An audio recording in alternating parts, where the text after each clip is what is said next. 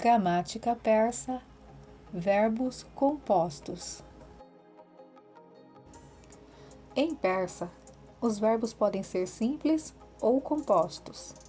Verbos compostos são os verbos formados por uma parte não verbal, como um substantivo, um adjetivo ou uma preposição, e um verbo simples. A maioria dos verbos compostos são formados usando o verbo kardan, que significa fazer. Exemplos: ajudar, komak kardan, que significa literalmente fazer ajuda. O verbo falar, sohbat kardan, que significa literalmente fazer conversa. E o verbo pensar, fikr kardan, literalmente fazer pensamento.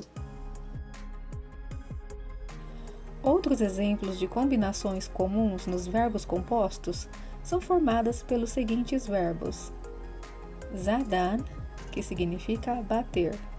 Por exemplo, o verbo tocar, dast zadan, literalmente bater mão. Outro exemplo de combinação com o verbo keshidan, que significa desenhar ou puxar, no verbo respirar.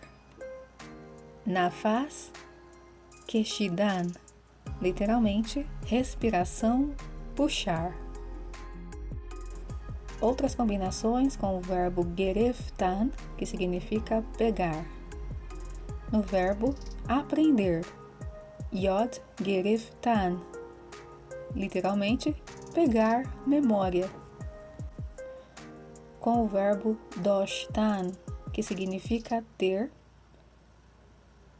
O verbo gostar e amar é dust doshtan, literalmente ter amigo. E as combinações com o verbo raftan, que significa ir. Exemplo do verbo caminhar, roh raftan, literalmente ir caminho. E com o verbo shodan, que significa tornar-se. Por exemplo, no verbo levantar-se, boland shodan, literalmente tornar-se longo. Na conjugação, somente a parte verbal muda, seguindo o mesmo modelo dos verbos simples, com o acréscimo do sufixo do sujeito. Exemplo da conjugação do passado simples do verbo falar: eu falei, sohbat kardam. Você falou, sohbat kardi.